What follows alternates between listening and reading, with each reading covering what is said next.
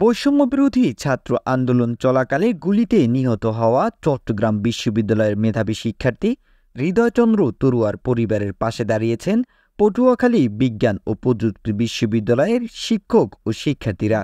এ সময় শহীদ হৃদয়চন্দ্র তরুয়ার পরিবারের হাতে আর্থিক সাহায্য তুলে দেওয়ার পাশাপাশি কর্মক্ষম ব্যক্তিকে চাকরি দেওয়ার প্রতিশ্রুতি দিয়েছে বিশ্ববিদ্যালয় কর্তৃপক্ষ।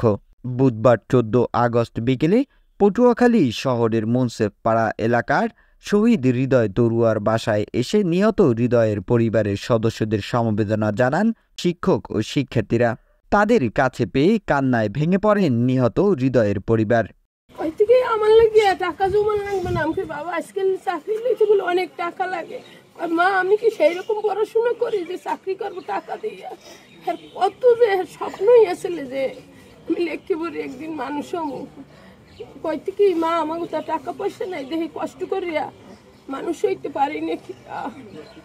এ সময় বিশ্ববিদ্যালয়ের রেজিস্ট্রার অধ্যাপক মোহাম্মদ হেমায়েত জাহান শহীদ হৃদয়চন্দ্র তরুয়ার বাবা রতনচন্দ্র তরুয়ার হাতে নগদ অর্থ তুলে দিয়ে পরিবারের যোগ্য যে কোনো ব্যক্তিকে বিশ্ববিদ্যালয়ে চাকরি দেওয়ার প্রতিশ্রুতি দেন। আমাদের এই তরুণ প্রজন্ম আমাদের এই হৃদয়ের যে অবস্থা আমাদের হৃদয়ে যেন থাকে, হৃদয় থেকে যেন তাদের পাশে আমরা সবসময় দাঁড়িয়ে এই জিনিসটা স্মরণ করি যে উনি হয়তো একটি সন্তান হারিয়েছেন কিন্তু হাজার হাজার এরকম সন্তান রেখে গেছেন।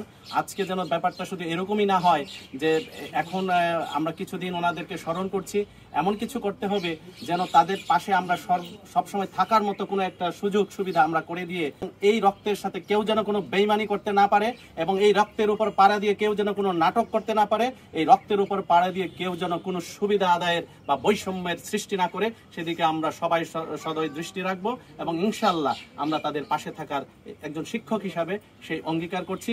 শিক্ষক প্রতিনিধি দলে উপস্থিত ছিলেন অধ্যাপক মোহাম্মদ জিল্লুর রহমান, অধ্যাপক আবুল বাশার খান, অধ্যাপক আতিকুর রহমান, অধ্যাপক জামাল হোসেন, অধ্যাপক মোহাম্মদ মাসুদুর রহমান, ডেপুটি রেজিস্ট্রার মোহাম্মদ আমিনুল ইসলাম সহ আরও অনেকে। এছাড়াও শিক্ষকদের সাথে বিশ্ববিদ্যালয়ের সাধারণ শিক্ষার্থীরা উপস্থিত ছিলেন। মোহাম্মদ রায়হান, নিউজ ডেস্ক, খবর পটুয়াখালী।